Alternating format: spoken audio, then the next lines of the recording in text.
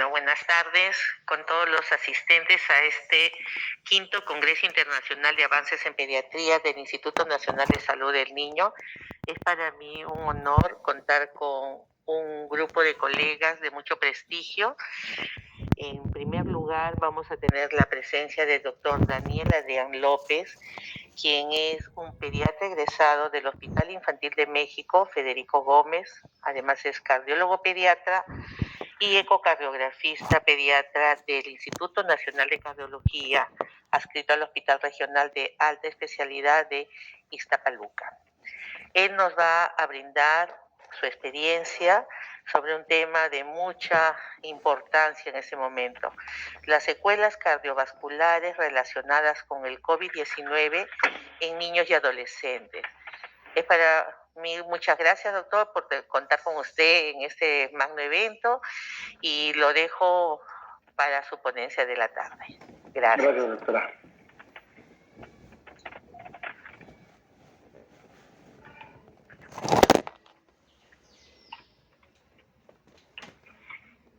Bueno, primero que nada, pues agradecer a la doctora Silvia Alegre, al comité organizador, la invitación. Entonces, yo les voy a hablar de las secuelas cardiovasculares de COVID-19 en niños y adolescentes.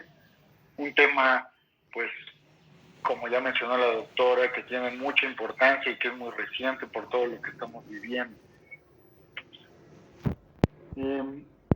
Vamos a comenzar hablando sobre un poco de COVID-19. Doctor López, disculpe la interrupción, pero no tenemos compartida su pantalla aún.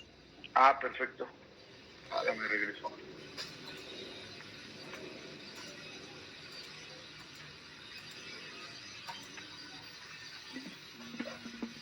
A ver, doctor, ¿lo puedo ayudar?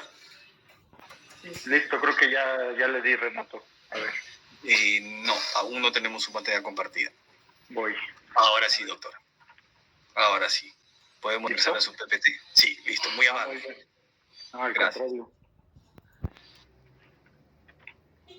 Bueno, pues primero que nada agradecer la invitación a la doctora Silvia Alegre y al comité organizador. Vamos a hablar de un tema muy reciente y que a todos nos atañe, no solo a los cardiólogos pediatras, sino a todos los pediatras: las secuelas cardiovasculares del COVID-19 en niños y adolescentes. Vamos a hablar un poquito del COVID-19 en pediatría. La enfermedad por coronavirus, que conocemos apenas desde el 2019, descrita por los primeros casos en Wuhan, China. Sabemos que en los adultos causa una afección respiratoria principal, pero ¿qué ocurre en los niños y adolescentes? En los cuales pues presentan un cuadro multisistémico. Sabemos que existe el síndrome inflamatorio multisistémico pediátrico, por sus siglas en inglés PIMS. Pero ¿qué pasa con los niños? ¿Por qué no tienen tanta afección respiratoria? ¿Por qué no dan cuadro agudo? ¿Están asintomáticos? ¿Por qué están menos afectados? Y tienen una respuesta inflamatoria mayor. Entonces, al respecto de eso, pues diversos estudios recientes nos han expresado que esto puede deberse a que cuentan con un menor número de receptores de la enzima convertidora de angiotensina 2 en el pulmón, la cual pues es un sitio en donde el virus pues tiene afinidad, ¿no? Además, también los niños pues tienen un menor daño endotelial. Los niños difícilmente pues tienen hipertensión arterial sistémica o diabetes mellitus, salvo que tengan pues como tal enfermedades pues, preexistentes o que no sean niños sanos. También la inmunidad cruzada. Recordar que la población pediátrica pues es una población que recibe vacunación desde nacimiento, ¿no? Y los primeros años de vida. Entonces esto puede hacer que el sistema inmune de los niños pues esté ya modificado y tenga una respuesta muy diversa a infecciones virales como el coronavirus. Al respecto de la fisiopatología, pues sabemos que el coronavirus tiene un efecto citopático directo sobre las células, principalmente el intestino, el miocardio, las células inmunes como los linfocitos, los neumocitos, el endotelio. El sitio de acción que le gusta principalmente al coronavirus, bueno, es el receptor de la enzima convertidora de angiotensina 2, la proteína S. Y Bueno, sabemos que una vez que ocurre la infección por el coronavirus, pues tenemos dos espectros clínicos, ¿no? El espectro clínico agudo, en el cual el efecto directo sobre las células nos produce en el pulmón, pues síndrome de distrés respiratorio, hipoxia, linfopenia en el caso de alteración en el sistema inmune, y lo que nos atañe pues el día de hoy en el corazón, la miocarditis. Sin embargo, en los niños se ha visto, incluso muchos meses después de la infección aguda, pues que hay una respuesta inflamatoria importante, un comportamiento similar al síndrome de activación macrofágica con aumento de reactantes de fase aguda, interleucinas, y también al síndrome de antifosfolípidos con aumento del dímero D y la disminución de las plaquetas. Entonces, todo esto es muy importante tomarlo en cuenta en la fisiopatología, porque vamos a ver cómo la infección aguda por el virus pues va a afectar en este caso no solo al corazón, sino al sistema cardiovascular en sí. Entonces, dentro de la fisiopatología principal de las alteraciones cardiovasculares es que existe una disfunción endotelial. Esto está dada por la alteración microvascular, que a su vez lleva a vasoconstricción, inflamación y edema tisular, a un estado procoagulante, y esto a trombosis e isquemia, lo cual podemos ver en los laboratorios, en el aumento de la troponina I y del péptido natriurético cerebral, la fracción PRO-N, también la enzima CPK. Entonces, esto es muy importante y esto es la base y el resumen de las alteraciones del coronavirus en el sistema cardiovascular. Recordar que son tres los principales mecanismos de alteración del coronavirus en el sistema cardiovascular. El primero pues es una invasión directa de los cardiomiocitos, sobre todo en los sitios donde hay mayor cantidad de receptores de enzima convertidora de angiotensina 2. El segundo pues es una sobreexpresión de la respuesta inflamatoria y tormenta de citocinas, que hablaremos un poco. Y el tercero pues es la hipoxia severa, que ocasiona lesión por isquemia miocárdica, y esto pues también atribuye mucho al cuadro clínico, ¿no? De dolor, inflamación, derrame pericárdico. Ahí en la imagen les pongo pues las principales afecciones que hemos visto secundarias a la infección por el coronavirus: la disfunción miocárdica, el derrame pleural, la miocarditis, y lo más grave, pues los aneurismas coronarios. Ahorita vamos a comentar algunos casos que ejemplifican muy bien estas alteraciones y que debemos de tomar en cuenta. Con respecto al cuadro clínico en los niños, pues es muy inespecífico.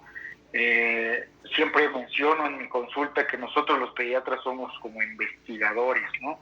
El niño no tiene la capacidad, dependiendo de la edad, de decirnos pues cómo se siente como tal, y tenemos que investigar, tenemos que indagar en el interrogatorio, en la exploración física. Entonces son niños que pueden presentarse únicamente con fiebre, tos en la etapa más aguda, incluso niños que presentan cuadro gastrointestinal, vómito, dolor abdominal y diarrea. Ya mencionaremos el caso de unos niños que tuvimos en el hospital, que incluso fueron operados de apéndice, ¿no? Y al final pues se observó una alteración cardiovascular, que no tenían prueba positiva para coronavirus, sin embargo sí tenían serología, anticuerpos. Niños que están taquicárdicos, aunque la taquicardia sabemos que es muy inespecífica, puede estar dada por fiebre, por dolor, la dificultad para respirar, la misma ansiedad del paciente pediátrico que llega a un servicio de urgencias o a un hospital a que lo revisen.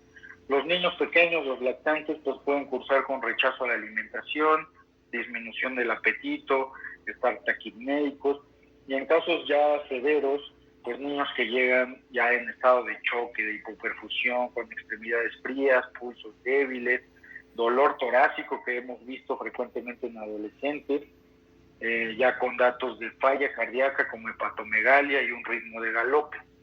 Entonces todo esto es muy importante tomarlo en cuenta para el abordaje, y bueno, siempre pues tener en cuenta la sospecha diagnóstica, porque pues ahorita vamos a ver que en realidad pues ya se había descrito desde hace algunos años, desde el 2005, el coronavirus asociado a alteración en personas, pero ahora con la pandemia que estamos viviendo, pues ya tenemos el claro ejemplo de eso. Entonces vamos a empezar hablando sobre las alteraciones cardiovasculares del coronavirus. En primer lugar vamos a hablar de la miocarditis. La miocarditis es una inflamación del tejido miocárdico, va a producir una disfunción ventricular, derrame pericárdico. La disfunción ventricular, ¿cómo nos vamos a dar cuenta? Pues por el ecocardiograma, con fracciones de eyecciones del ventrículo izquierdo disminuidas. Diversos textos y consensos internacionales mencionan alrededor de 50%, y disfunción miocárdica leve como menos de 55%. También la podemos observar con derrame pericárdico, elevación de enzimas cardíacas, y algo muy importante es que cuando hay un cuadro agudo de miocarditis, sea el agente que sea, pues hay una recuperación rápida con el manejo agudo, en este caso antiinflamatorio, y cuando es secundaria a coronavirus, pues también inmunomoduladores, que ya veremos más adelante. Ahí les muestro una imagen de resonancia magnética en niños, donde se ve reforzamiento tardío, se ve el engrosamiento de las paredes del ventrículo izquierdo y además pues ligero derrame. Entonces esos son datos característicos de miocarditis. Claro, para el diagnóstico, pues debemos de sospecharlo, nos apoya el electrocardiograma, el miostata taquicárdico, a veces puede cursar con bloqueo de primer grado, con alargamiento del PR, o simplemente pues es tener la sospecha. La disfunción ventricular, pues como ya les mencioné, una fracción de eyección disminuida, lo normal es el 60%. En los niños no manejamos como los adultos, fracción de eyección baja, límite, no, simplemente menor de 60% es disminuida. En los consensos internacionales pues se menciona 50% es una disfunción ventricular importante, y entre 50 y 55 pues leve. Aquí les muestro unos videos de unos ecocardiogramas en donde se observa pues cómo el acortamiento del ventrículo izquierdo está disminuido, y además la insuficiencia mitral. En los niños es rarísimo observar insuficiencia mitral, este flujo azul que ustedes ven.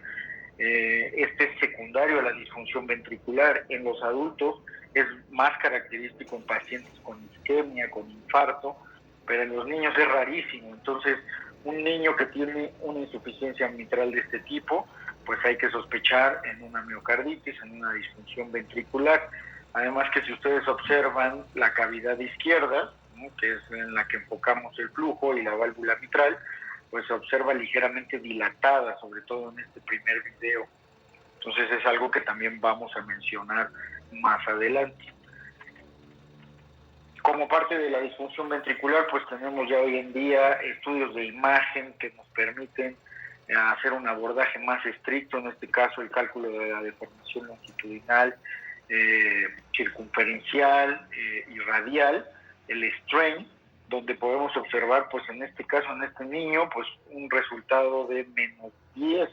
Lo adecuado es variable dependiendo la edad, pero lo adecuado en niños, pues es de menos 18, y él tiene menos 10.7. Además que se observa pues de forma importante dilatado, con alteraciones en las paredes septales anteriores y laterales. Entonces, como ven, pues el coronavirus pues afecta de forma importante el corazón, y por eso hay que tener la sospecha diagnóstica oportuna y el tratamiento. Vamos a hablar que el tratamiento oportuno y en las fases agudas es muy importante para evitar secuelas. Este es un niño que pues ya 1 año 8 meses, cuyos familiares primarios pues estuvieron infectados de SARS-CoV-2 y que estuvieron hospitalizados, y que ingresa al servicio de urgencias después de 4 meses con datos de falla cardíaca, insuficiencia cardíaca. Se le realiza el ecocardiograma y lo que observamos pues es una miocardiopatía dilatada, una alteración importante de la fibra miocárdica con insuficiencia mitral y tricuspidia severa, y que el tratamiento de este niño pues es el trasplante. No hay otro tratamiento, no hay cirugía, no hay procedimiento que le pueda ayudar.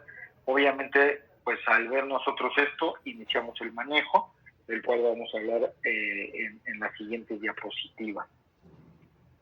Entonces, ¿qué pasa con la enfermedad de Kawasaki-like o el síndrome inflamatorio multisistémico?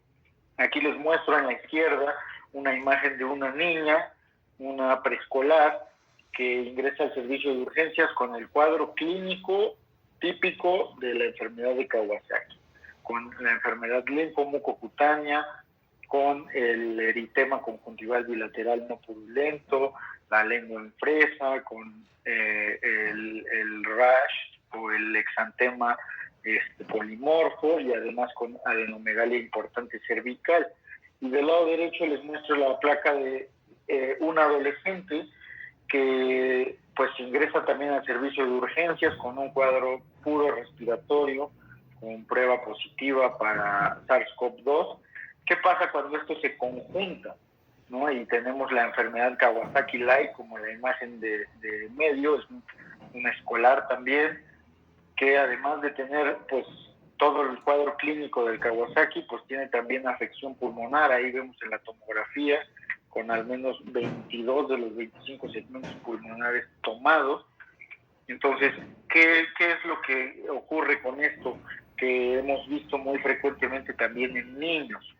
Entonces, con respecto a la enfermedad de Kawasaki y el síndrome inflamatorio multisistémico, debemos mencionar que ya desde el 2005, Esper y Shapiro, en el Journal de Infectología, habían comentado que ya existía un coronavirus humano que se asociaba a la enfermedad de Kawasaki. Sabemos que la enfermedad de Kawasaki pues tiene múltiples etiologías, una susceptibilidad genética importante, sobre todo en la raza oriental, y además pues que es una vasculitis de pequeños vasos que produce una respuesta inflamatoria importante en el organismo, generando pues secuelas cardiovasculares relevantes. Entonces, al respecto también se han hecho estudios recientes en niños en los cuales pues han presentado aneurismas, han presentado afección cardiovascular que tienen una predisposición genética, sobre todo monogenética, variantes del SOX1, el XIAP, el CIBB. Entonces, hay algo en los niños, ¿no? En el componente genético que también hace que generen esta respuesta hiperinmune y eso les ocasiona el cuadro clínico pues típico de Kawasaki, pero asociado a coronavirus, con afección respiratoria también, o afección a más de 5 órganos o sistemas, como lo describen los criterios de la OMS y de la CDC.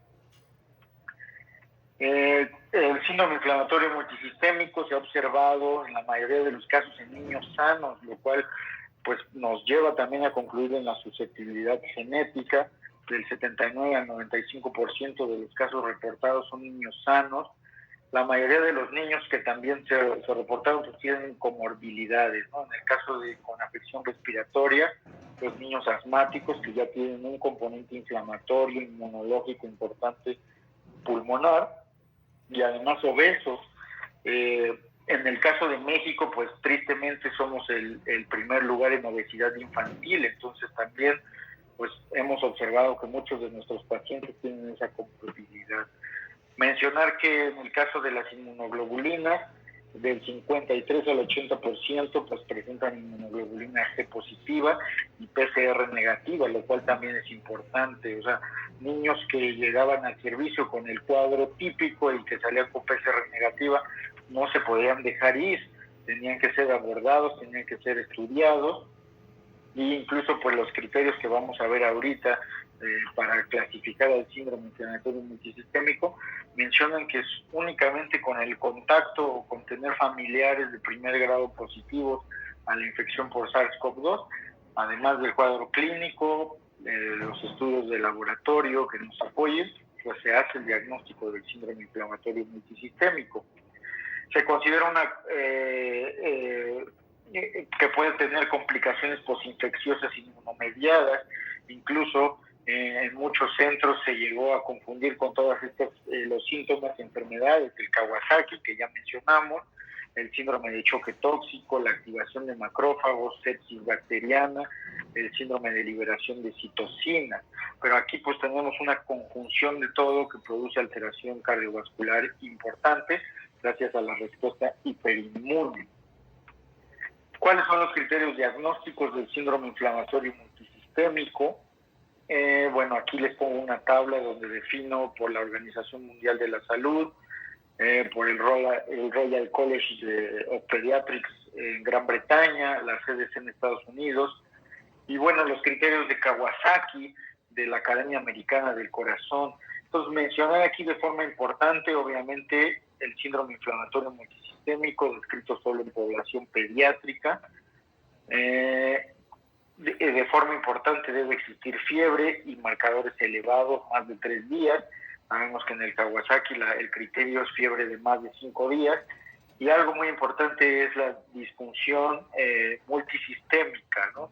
Entonces, vemos cómo la OMS ha referido como criterios hipotensión, choque, disfunción miocárdica, pericarditis, alteraciones no nada más cardiovasculares o cutáneas, sino también alteraciones en otros sistemas, hematológico, respiratorio, neurológico, renal, como menciona aquí el Colegio Pediátrico de Gran Bretaña. Entonces, eso es muy importante. Y algo que quiero mencionar es el estado de la infección de SARS-CoV-2. Vean cómo la OMS menciona que pueden tener PCR, antígeno, serología positiva, o incluso únicamente solo el contacto con personas con COVID. En el caso de Gran Bretaña mencionan PCR positiva o negativa, y en el caso de la CDC en Estados Unidos, pues igual mencionan una exposición en las 4 semanas previas. Entonces, todos estos criterios se deben de tomar en cuenta para hacer el diagnóstico del síndrome inflamatorio multisistémico.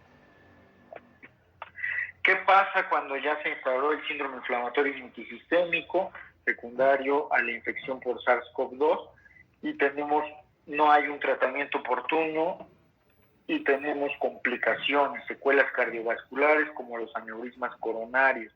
Aquí les muestro 2 videos, 2 ecocardiografías en eje corto de grandes vasos, donde podemos observar este nivel, la dilatación de la coronaria izquierda de forma importante, y de este lado la dilatación de la coronaria derecha. En esta imagen podemos observar igual cómo pues tiene diámetros aumentados. Normalmente las coronarias se deben observar como hilos, ¿no? Así como está aquí el trayecto de la coronaria izquierda. Sin embargo, a este nivel pues ya presenta una zona de ectasia y de dilatación importante, en este caso la derecha.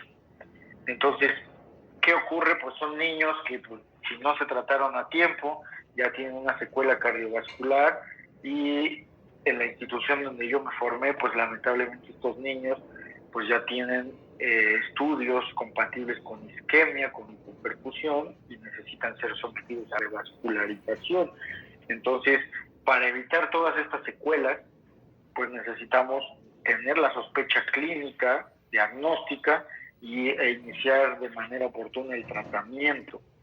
¿Qué pasa cuando ocurre pues secuelas tan complejas como el caso de esta nena, una nena de 10 meses que ingresa al servicio de urgencias por un cuadro gastrointestinal, que se le da el manejo, pues el manejo inicial de una gastroenteritis aguda con el cuadro de hidratación, pero una semana después regresa en choque hipovolémico, en choque cardiogénico, y entonces es cuando empieza el abordaje interdisciplinario, se interconsulta, empieza con exantema, empieza con fiebre que no cede, y se hace todo el abordaje interdisciplinario, se hacen los ecocardiogramas, se demuestran los aneurismas y se hace un angiotac y se observa este comportamiento. Este comportamiento, si ustedes ven, pues nada común,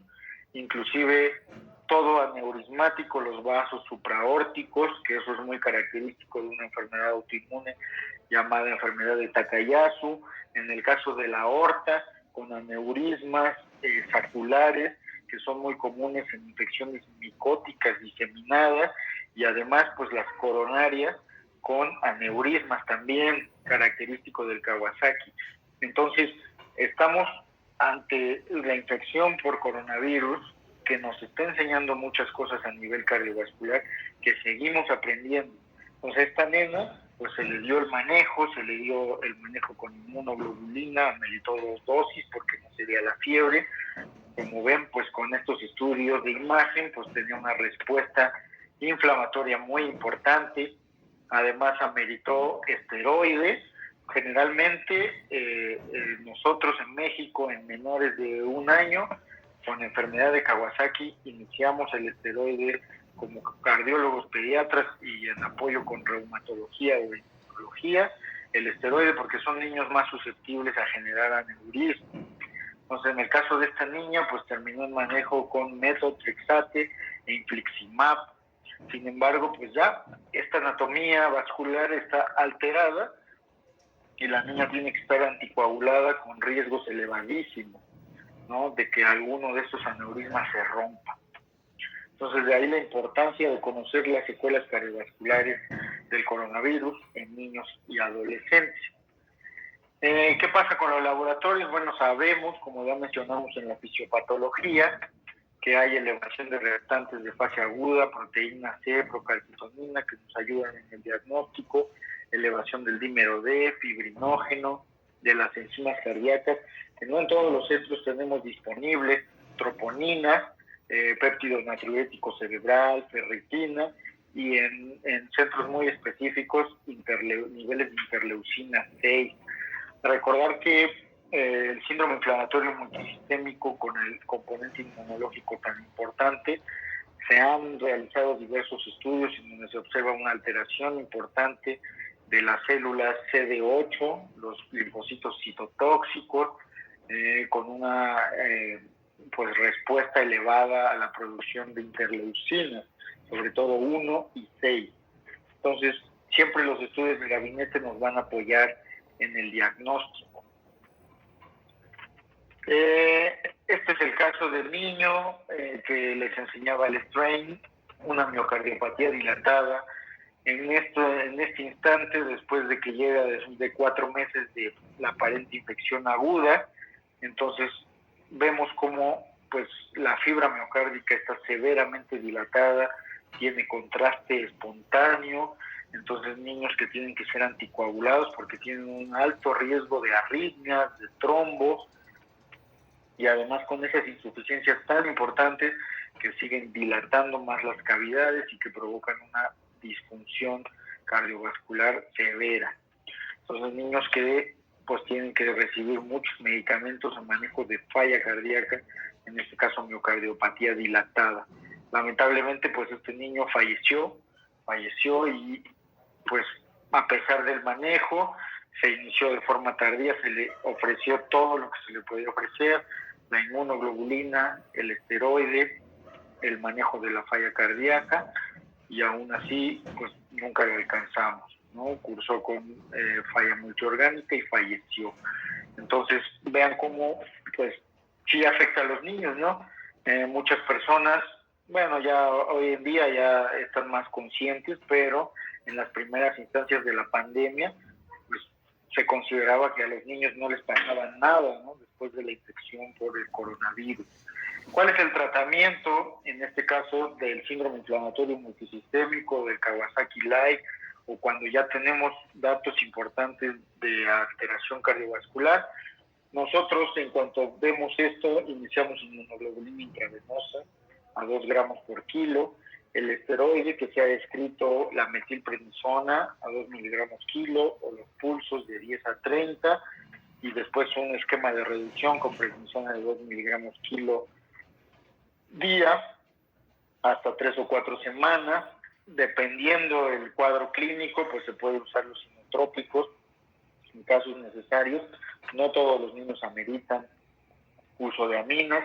Nosotros en nuestro centro tenemos levosimendan, que es un sensibilizador de los canales de calcio y nos ayuda de forma bastante con la función ventricular, sobre todo del lado izquierdo. La anticoagulación es un tema muy importante. y que pues también tiene muchos bemoles, sobre todo en la población pediátrica. ¿Hasta cuándo debemos anticoagular?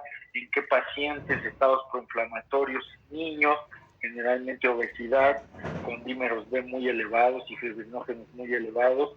Entonces son niños que pues iniciamos con enoxaparina subcutánea, ya no tanto la aspirina como en el manejo habitual de la enfermedad de Kawasaki. Y en nuestro centro pues hemos empezado a utilizar el apixaban, ¿no? Ya hay también múltiples estudios para dosis pediátricas de apixaban, ¿no? Recordar que la tableta pues es de 5 miligramos, sin embargo pues es un medicamento costoso. Aquí me faltó mencionar que existen inmunomoduladores o fármacos biológicos en casos severos de síndrome inflamatorio multisistémico. Tenemos, bueno, en México no tenemos, pero está escrito el anakinra, que es un antagonista del receptor de interleucina 1. Tenemos remdesivir, que está muy bien aprobado en población adulta. Tocilizumab, que en realidad pues nosotros en nuestro centro no hemos tenido necesidad de utilizarlos, porque además conseguirlo sería muy difícil. Entonces, en general, pues este es el esquema de tratamiento. Aquí les pongo un cuadro que me agradó bastante, una publicación británica en el cual se menciona pues el tratamiento del síndrome inflamatorio multisistémico cuando tiene pues manifestaciones no graves. La primera línea siempre va a ser la inmunoglobulina 2 gramos kilo, como es la dosis en la enfermedad de Kawasaki, con el antiagregante plaquetario, la aspirina, recuerden la dosis de carga 80-100, en la fase aguda y después de 3 a 5 miligramos kilo, ya en las siguientes fases de la enfermedad. Y en segunda línea siempre el esteroide. Como ven, en el síndrome inflamatorio multisistémico con manifestaciones graves, la primera línea es el esteroide y la gamma globulina también.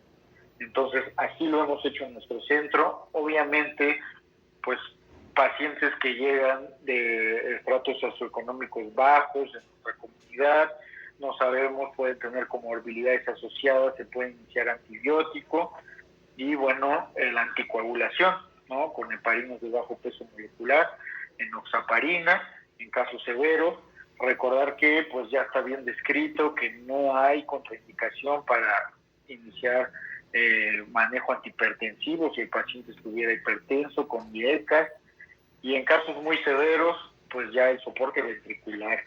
En nuestra institución solo tuvimos el caso de un paciente adolescente que solo tenía la placa que les mostré en la fisiopatología del adolescente con enfermedad por coronavirus, pues ameritó un soporte ventricular, el cual pues tuvo que venir personal calificado del Instituto de Cardio a colocarlo, un soporte ventricular venoso. La función miocárdica estaba conservada, sin embargo no lo alcanzábamos con una ventilación convencional ni de alta frecuencia, y entonces necesitábamos pues envío de traslado al Instituto Nacional de Cardiología para soporte ventricular. Y en este artículo británico, pues de una forma para disminuir la respuesta inmunológica, pues se habla también de si la plasmaféresis pudiera estar considerada. Entonces, obviamente, pues ya en pacientes, ¿no? Donde ya se hizo todo el manejo y no hay una respuesta, ¿no? Con manifestaciones cardiovasculares importantes, con disfunción ventricular izquierda importante, menor de 50, con falla multiorgánica, pues se podría considerar con los riesgos que esto representa. Entonces, pues como ven, este estudio me gustó mucho, un estudio multicéntrico en 58 hospitales publicado el año pasado, en 2021, donde de marzo a octubre del 2020 se estudiaron en 58 hospitales 596 pacientes con síndrome inflamatorio multisistémico.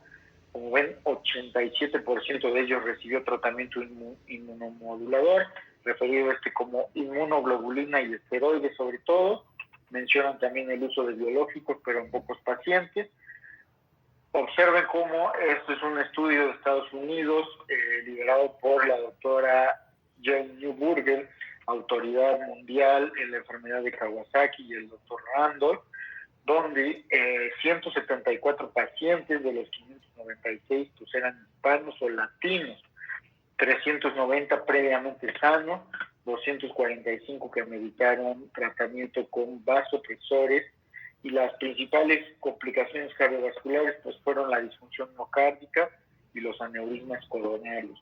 Entonces, algo muy relevante de este estudio que mencionan es que el uso conjunto de la inmunoglobulina intravenosa y el esteroide disminuyó el riesgo de la disfunción cardiovascular y de las secuelas, y además también de forma aguda, referidas no siempre como el inicio del tratamiento desde el momento de que ingresa el paciente, incluso 2 días después de ingresar el paciente, de realizar estudios, también disminuyó el uso de inmunomoduladores biológicos, ¿no?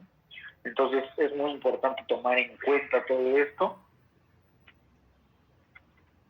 Vemos este ejemplo, esta es la nena que les comentaba, esta es una nena escolar, 8 años, que ingresa al servicio de urgencias con un cuadro abdominal, con datos clínicos característicos de una apendicitis, la valora el servicio de cirugía pediátrica, pasa a apendicectomía. Sin embargo, pues la radiografía de tórax desde el ingreso, pues ustedes ven una importante cardiomegalia grado 3-4 con derrame pleural bilateral. Entonces llamaba mucho la atención, obviamente la niña después de la cirugía en las primeras horas de su ingreso, pues no evolucionó bien, evolucionaba con edema, con datos de falla cardíaca, sobre todo congestiva, y entonces pues desde su ingreso a todos nuestros pacientes por protocolo actual pues se les toma la prueba y más si van a pasar a quirófano, y salió con PCR negativo. No obstante, pues con esta sospecha clínica, aparentemente nadie en la familia había estado infectado o había cursado con la infección por coronavirus. No obstante, sí refiere a la mamá que 2-3 meses antes pues tuvo gripe.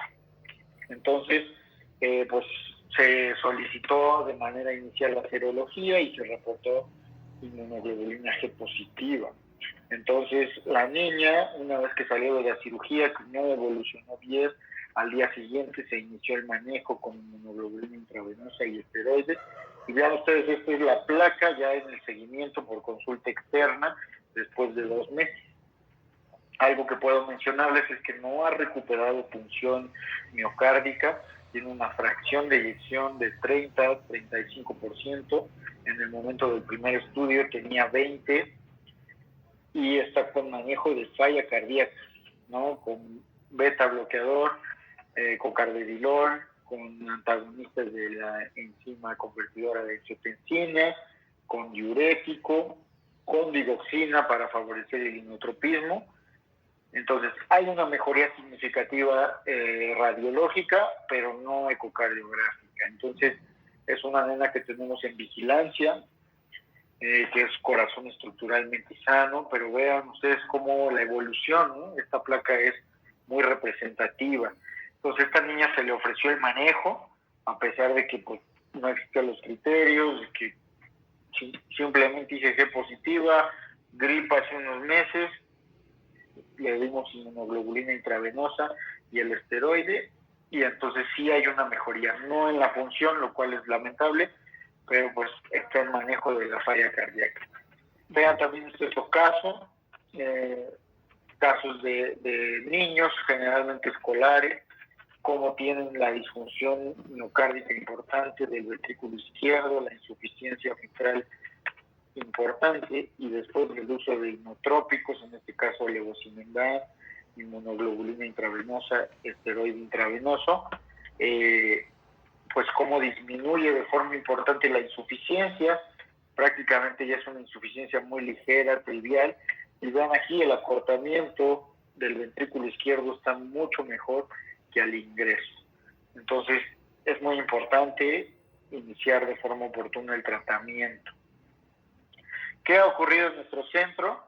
Bueno, en nuestro centro, pues de agosto del 2021 a marzo del 2022, en los últimos 8 meses, hemos tenido 16 casos de niños con infección por SARS-CoV-2 grave, 8 niños con síndrome inflamatorio multisistémico, 4 con neumonía, SDRA, que ha meritado dispositivos de oxígeno, uno que ameritó incluso soporte ventricular, 2 con miocardiopatía dilatada, lamentablemente una defunción, y la otra nena, que es la que les mostré las radiografías en seguimiento, y 1 con datos francos de miocarditis, derrame pericárdico, disfunción ventricular, y solo 1 con ectasia coronaria.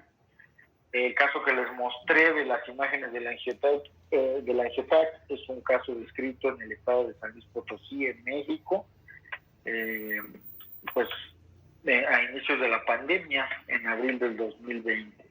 El tratamiento que les hemos dado, como ya les mencioné, es la inmunoglobulina intravenosa, el esteroide y en casos específicos los sinotrópicos. La anticoagulación, hemos usado el ácido acetil salicílico y apixaban con muy buena respuesta. Y recordar que pues es un manejo interdisciplinario, ¿no? Desde el pediatra, nuestros residentes que están en el servicio de urgencias, la terapia intensiva, infectología, hematología.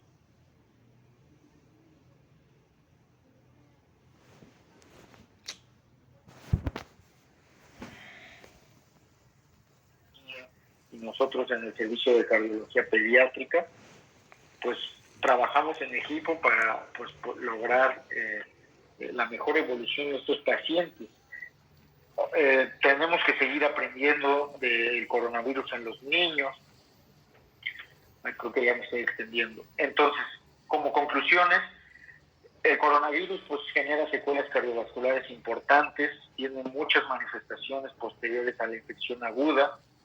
El espectro clínico de los pacientes con complicaciones cardiovasculares es inespecífico, sin embargo la sospecha y el manejo oportuno va a evitar secuelas, y es importante mencionar que seguramente existe una susceptibilidad genética para desarrollar el síndrome inflamatorio sistémico y la enfermedad de Kawasaki.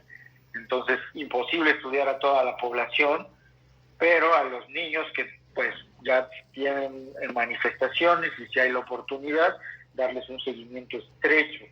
Y el manejo de las complicaciones pues es interdisciplinario, con participación de todo el equipo pediátrico.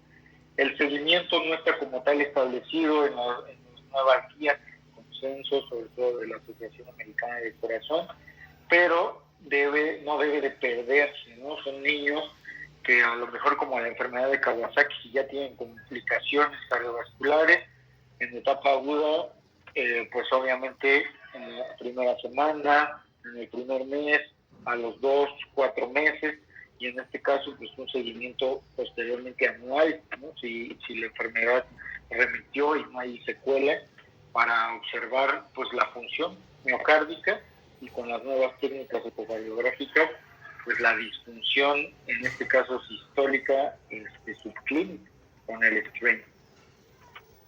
Eso sería todo. Muchísimas gracias.